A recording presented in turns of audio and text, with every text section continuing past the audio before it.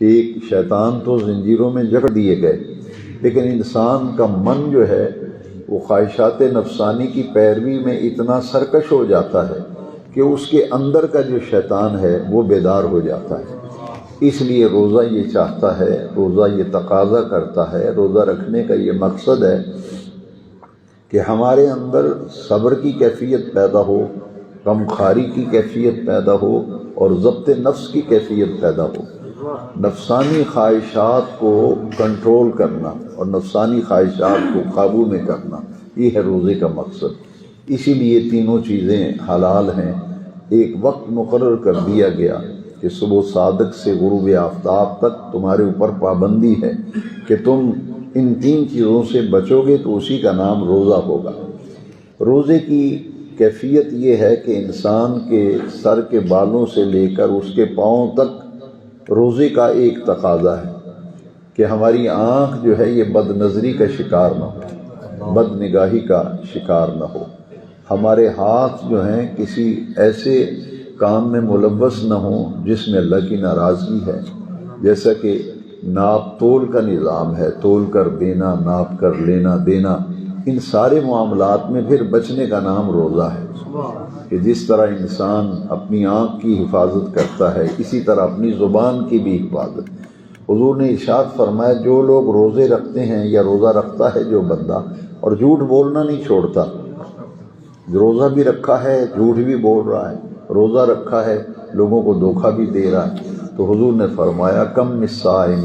بہت سے روزے دار ایسے ہیں کہ انہیں بھوک اور پیاس کے سوا کچھ حاصل نہیں ہوتا۔ وہ کیا وجہ ہے؟ وجہ یہ ہے کہ روزی حالت میں وہ سارے کام ہم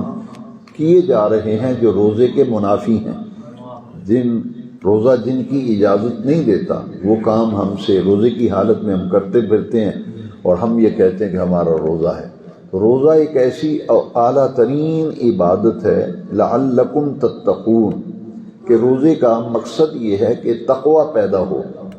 اور تقوی کا نام ہے بچنا ہر اس کام سے، ہر اس بات سے، حرام کاری، حرام خوری، ان ساری چیزوں سے بچنے کا نام تو روزہ ہے۔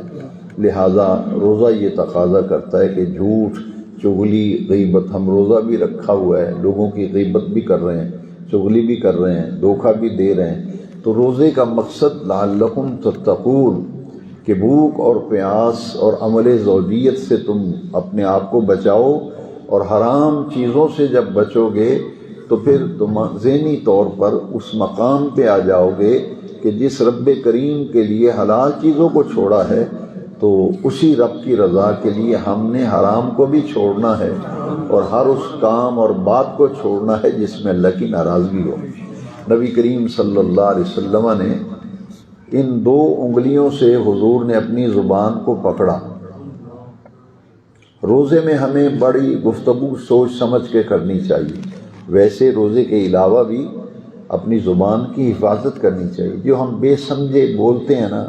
بے تکا زبان سے جملے بولتے رہتے ہیں، چغلیاں کرتے ہیں، غیبت کرتے ہیں، گالیاں دیتے ہیں، برا بھلا کہتے ہیں، تو یہ کسی کی دل آزاری کر رہے ہیں، یہ ساری باتیں روزے کے منافی ہیں۔ تو حضور نے ان دو انگلیوں سے اپنی زبان کو یوں پکڑا تھا،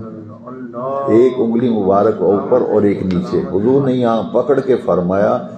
تم میں سے جو بندہ مجھے اس کی ضمانت دے گا میں اس کو جنت کی ضمانت دوں گا۔